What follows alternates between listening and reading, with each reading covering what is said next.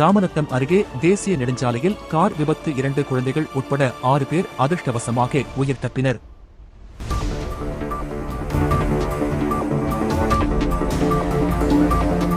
கடலூர் மாவட்டம் ராமநத்தம் அருகே கல்லூர் ஆவட்டிக்கூட்டு சாலை பகுதியில் சென்னை திருச்சி தேசிய நெடுஞ்சாலையில் லாரி மீது கார் மோதி விபத்து ஏற்பட்டது.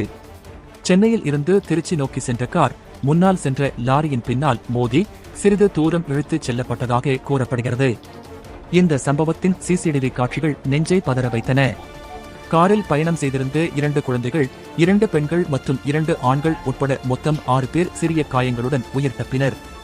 இதில் ஒரு குழந்தைக்கு காலில் மட்டும் காயம் ஏற்பட்டதாக தகவல் தெரிவிக்கப்பட்டுள்ளது.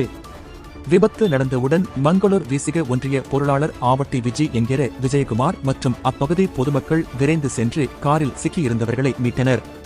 பின்னர் 108 ஆம்புலன்ஸ் மூலம் காயமடைந்தவர்கள் மருத்துவமனைக்கு அனுப்பி வைக்கப்பட்டனர். மேலும் அரை மணி நேரமாக ஏற்பட்டிருந்த போக்குவரத்து நெரிசலையும் பொதுமக்கள் உதவியுடன் சீர் செய்தனர். இந்த விபத்து தொடர்பாக ராமநத்தம் போலீசார் விசாரணை மேற்கொண்டு வருகின்றனர்.